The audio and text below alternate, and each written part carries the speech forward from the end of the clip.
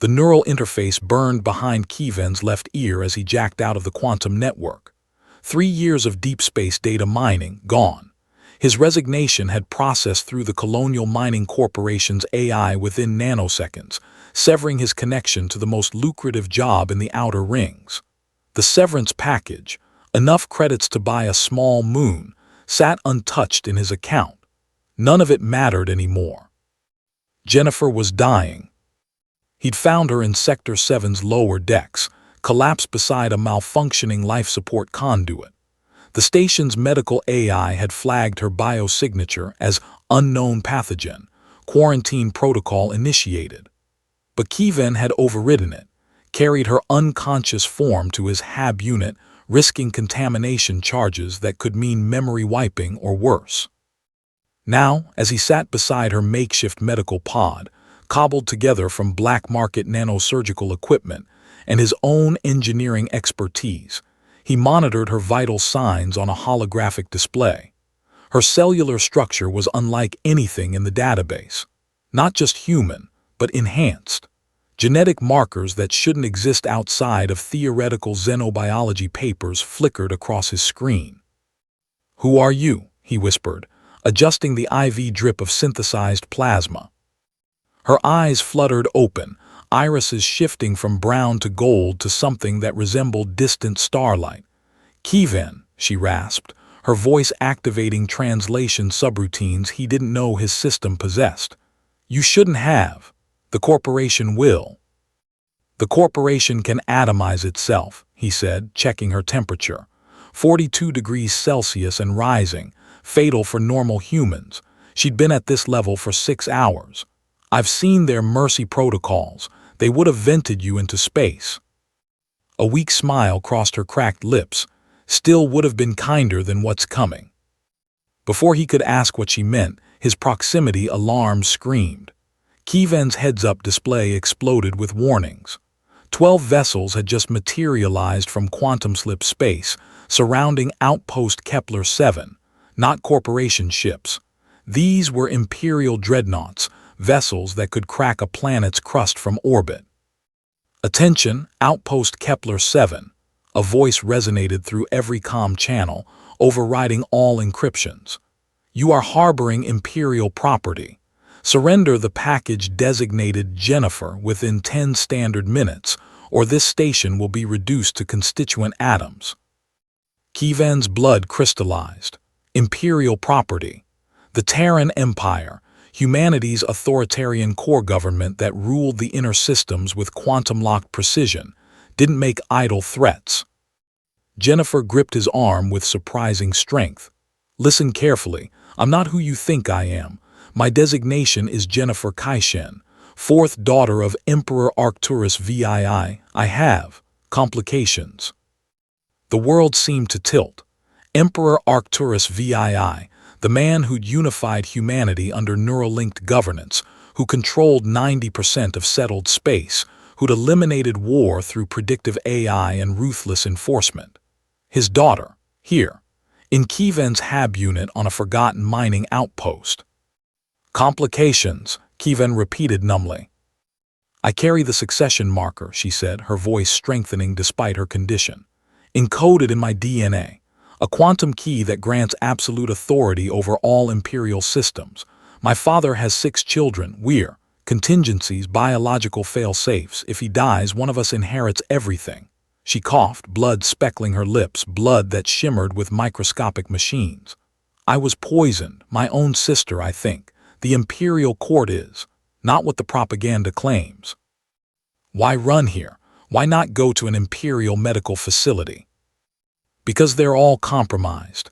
Every single one reports to the central AI, which reports to my father, who trusts no one. If I'd gone to them, I'd be dead within an hour, made to look like the poison finally worked." Her grip tightened. "You're a nobody, Keyven. No connections, no political weight. That's why I chose this station. That's why I chose you." "Chose me?" He'd found her by accident, hadn't he? "Your file said you were good, ethical, refused bribes to falsify mineral surveys, reported safety violations even when it cost you promotions." She smiled again, sadly this time.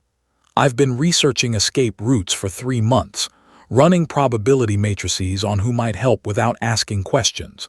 You had the highest likelihood of human decency. The countdown reached 7 minutes. Kevin stood, packing the cramped HAB unit. They'll kill everyone on this station. 17,000 people. Yes. Just to get to you. Yes, that's what imperial succession means. Acceptable losses for preserving the bloodline. He could hand her over, save 17,000 lives, return to his quiet existence mining quantum crystalline matrices from dead stars, pretend this never happened. Instead, he activated his emergency toolkit and began rerouting power from his HAB unit's fusion core. "What are you doing?" Jennifer asked. "Something spectacularly stupid." His fingers flew across holographic interfaces, bypassing safety protocols he'd helped design. This station has an experimental quantum tunnel drive, never been tested. The corporation installed it to mine deeper into subspace anomalies. I know because I wrote the navigation algorithms. You're going to try to move the entire station. Not the station, just this HAB module. He sealed the bulkheads, detaching his unit from the main superstructure. It's designed for emergency separation. We'll quantum tunnel randomly into deep space. They won't be able to track us. The drive creates too much quantum noise. That's insane. The power requirements alone. I'm running full discharge from my fusion core. One shot. We either make the jump or we vaporize. He secured her medical pod with maglocks. 5 minutes. "Kevin, if you do this, you'll be a fugitive. The Empire will hunt you forever. You'll never be able to return to civilization." He met her shifting eyes. "Civilization that murders 17,000 people as acceptable losses. I quit." 3 minutes. His hands worked with practiced precision, initializing the quantum tunnel drive. Mathematics scrolled across his vision. Planck-scale calculations, probability matrices, the beautiful terror of quantum uncertainty. Everything he'd learned in 3 years of deep space mining compressed into this single moment. "Why?" Jennifer whispered. "Why would you sacrifice everything for someone you don't know?" Kevin paused, considering. "When I was 12, my colony ship had a reactor breach. The captain could have evacuated the command crew, left everyone else to die. Instead, he stayed, manually contained the meltdown, saved 8,000 people, killed himself doing it. He returned to his calculations. He taught me that some math is simple. One life isn't worth thousands, but one person choosing to help another, that's worth everything." 2 minutes. The quantum tunnel drive hummed to life, reality beginning to fracture around them. Through his viewport, he watched Imperial vessels launching interceptor craft, sleek death machines that could cross the distance in 90 seconds. Jennifer's vital signs stabilized. Whatever nanomachines existed in her blood were finally adapting to the synthesized plasma he'd provided. 1 minute. "The poison," he said suddenly. "Can you identify it?" She nodded weakly. "Temporal-locked hemotoxin. Designed to kill exactly 72 hours after administration, undetectable until activation." "So whoever poisoned you knew exactly when you'd die, planned it." His mind raced. "That means they knew your escape route, knew you'd be vulnerable." Kevin, 30 seconds. "Your sister didn't poison you, your father did." Silence, then barely audible. "What?" "Think about it. You said the Imperial Court is compromised. What better way to test his children's survival instincts than to poison them, see who's resourceful enough to escape? You're not running from assassination. You're taking an exam." The quantum tunnel drive reached critical mass. Reality screamed. "He's watching right now," Kevin continued, his voice steady despite the universe tearing apart around them. "Tracking every choice you make.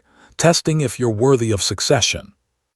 Jennifer's eyes widened, no longer shifting but crystallizing into pure, determined gold. "Then we'll fail his test together."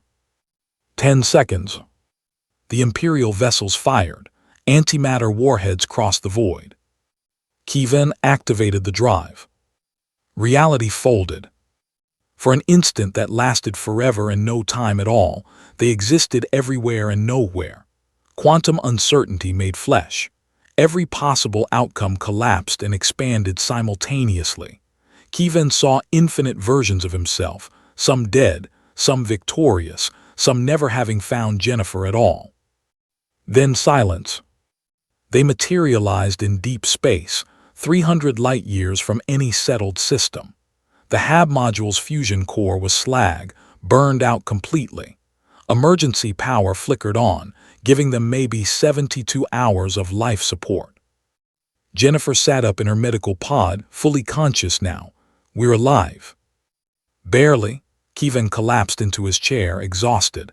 No power for another jump. Sublight engines only. We're looking at maybe 40 years to reach the nearest outpost.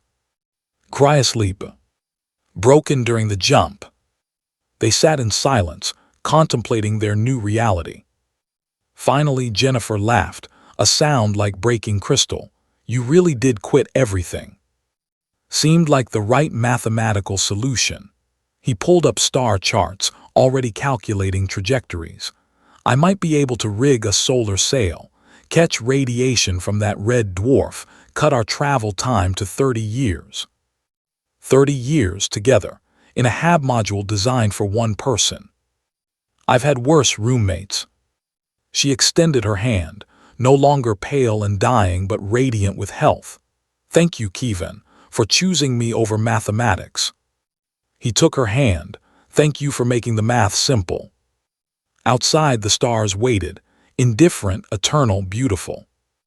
And somewhere in the inner systems, Emperor Arcturus VII watched a quantum probability display showing his daughter's survival, and smiled. The test, it seemed, was just beginning.